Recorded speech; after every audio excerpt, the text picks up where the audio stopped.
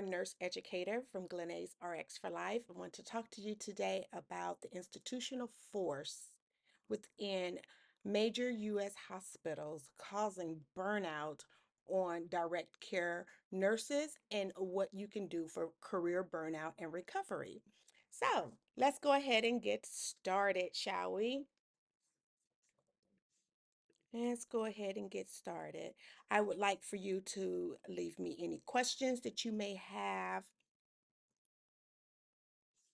questions that you want cleared up.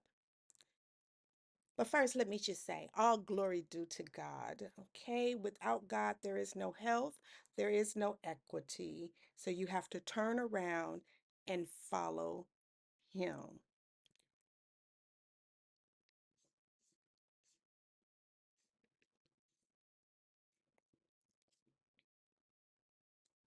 Okay, so let me just go ahead and open up with a quote, a direct quote from 2007, February the 23rd, 2007, from the Legislative Council Digest, from the California Legislative Information. It says in section 1A, the legislator hereby finds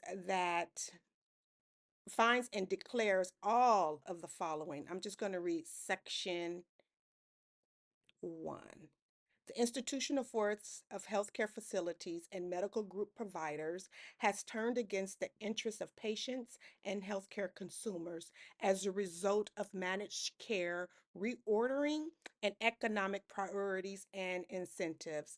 As a consequence, licensed direct care registered nurses are the only potentially effective means for assuring the provision of safe healthcare services for patients.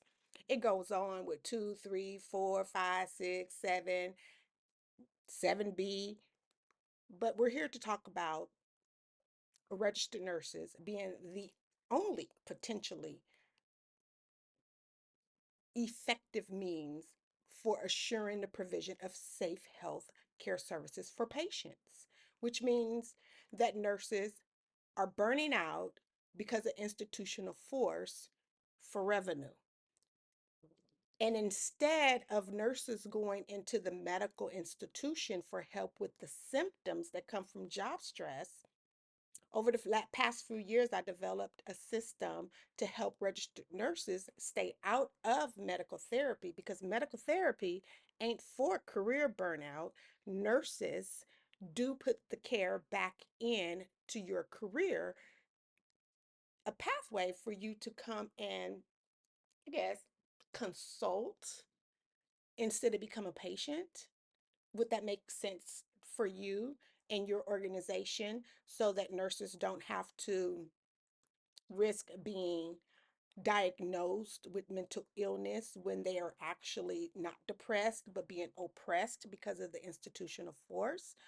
Would it make sense for you to take time out on your FEMLA to get the healthcare education that you need to rectify those symptoms that's keeping you from performing your best instead of taking medication like steroids or corticosteroids for the pain that you feel crushing you when you're actually not sick, but the institutional force is, oppressing you, right? So, with that being said, I'm just here to introduce myself to help you to understand what it is that we can be doing together as healthcare providers to prevent career burnout and get that recovery that you're so desperately wanting. I'm only supposed to be, these are supposed to be 5-minute videos, and it's already going on 5 minutes, but we're going to just go ahead and roll with it, okay? So, when burnout is not just overwork, but it's the big D in disguise, I'm here to just help you unpack what institutional forces look like and how it masquerades as performance issues. We want to talk about these issues in the workplace and how the symptoms and the signs and symptoms play out in the workforce, not just physically, but also in your performance evaluations, especially if you are a Black woman, and how these things lead to unemployment and unemployability if you do the wrong thing for dealing with career burnout and you don't get the recovery that you so deserve. So there is an institutional force on healthcare providers like direct care nurses, and I've already read you the California what the California legislation has said since 2007. Okay, and since then there really has not been any implementations to help nurses overcome the institutional force. The result has been career burnout, preventable stress related disease diagnoses, impulsivities, like suicides, domestic violence, workplace violence, and all of those things can be the result of getting a misdiagnosis that's not really taking care of your root issue, taking psychiatric medications that is not helping you to eliminate the giant that is taunting and challenging you, right? So what I've done is just kind of, you know, created a space for you to come in and help you to get clear on what it is that you're experiencing and what your next best move is. Because when you don't do these things, when you don't get clear on what's going on at work and you don't address the institutional force that's changing you from the inside out, changing you because of increased steroids, well, cortisol levels and hormone levels, increasing your weight gain, increasing, that angry Black woman syndrome that so many of us Black women have to endure in the workplace. I mean, anybody would be angry if you have this institutional force and discrimination and these barriers in front of you as you are a career professional wanting to do your best work at the bedside, but there's no help for you in administration because their allegiance is to the employer. You'll look angry too. You'll look like you're ready to fight too, and you don't know how to fight the good fight that's taking place in your work because you might be a single mom or you might be the bread earner or things like that. And so these things play out in um performance evaluations in your yearly, and these are human resources ways of getting rid of troubled employees, people who may be targets of discrimination in the workplace and they just want to get rid of you. Sometimes firing you for these or writing you up or having you quit is an easier path for them, but it leaves you, the human being, with so many psychological issues, so many unresolved problems, leaving your talents at the table when all you needed to do was address and confront the situation. So, and these things take place in, performance evaluations. Maybe somebody say you have a bad attitude or that you're being too aggressive.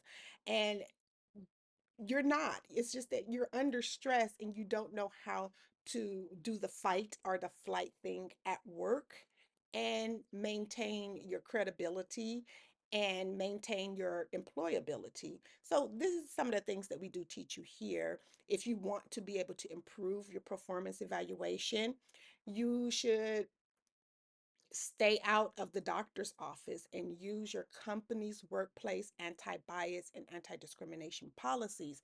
These are the policies taken directly from law, your state and federal law, and they will protect you in the event that something goes wrong. It is your safety net. When you acquiesce from using policy properly, and you acquiesce from having good faith in the workplace because of fear of retaliation or fear of the unknown, or you maybe don't want to start any trouble, you don't want to be that person. All of those things come back to bite you. But when you use the policy as it is written and taken from law, it actually protects your bottom line and puts you in a leadership position. So if you want to improve your performance, and you got to stay out the doctor's office, you got to stay out of the therapy chair crying about what's going on at work, get into your Bibles and read the Bible, and I promise you, what your role is will just pop out at you, and you just got to believe it. This is your good faith. Look at your policies, look at your law, look at the word, and move forward. There's an institutional force on you. I just read it. It's been here since 2007, and it is killing the nursing profession. And if the nursing profession is under stress and under struggle, who's going to take care of your loved one in the workplace? Who's going to represent your cousin while she's in the workforce, patting her head and keeping her from out of, going into psychiatric industry because she patting her head and she don't have any representation there to say, oh no, her scalp itching, right? If you know, you know. Or your cousin got some blood in his clothing, and if you're not at the bedside, the other nurses are not going to understand or know why your cousin wants some hydrogen peroxide. you know we as black people like to take care of our clothing and our appearance, and so that he wants some hydrogen peroxide. And that's a true story. There was an actual incident when I was working as a transplant coordinator, and brother just wanted some hydrogen peroxide, and they called in two or three people armed, not armed forces, but might as well have been, to strong arm this man to not order him no hydrogen peroxide when all he wanted to do was get the blood out of his shoelaces. Come on, listen, listen. We have to do better by our God, ourselves, our people who come into these hospitals and want and need our leadership. When there is an institutional force upon the economic reordering of insurance, they're all about the money, and that's okay. Let them be about the money. They're a corporation. You are a human being that need to be doing human things and not running into the medical industry because you're feeling pressure and you're feeling stress and you have this giant ahead of you. David, use the tools that's around you so that you can slay it, okay? So, like the last point I said, is to stay out of the doctor's office and use your company's workplace anti bias and anti discrimination policy. You're to be in good faith as you diligently pursue the law. This is not work to be a rebel. You are precious. Everything within you is worthy of being protected. So this is why you have to use the the law, the policy, the workplace policy taken directly from law. Because it's better than the alternative. You get better health outcomes and you get better life results. Okay. I know that to be true because after my 4-year ordeal within a major US hospital, and I took the godly path, I took the ancient path after trying psychiatric medication and after being offered electroconvulsive therapy because I was in psychiatry for 6 weeks and I was still mad at business decisions. I realized that you need, a different path. You need an eye opener, a refresher, and an understanding of what it is that you are experiencing and what your role is to get over what it is that you're experiencing and to prevent career burnout and recover in a way that leads you to become a leader of this industry of nursing and taking care of populations that you are drawn to help, to become writers and authors and public speakers in this industry, okay? Um,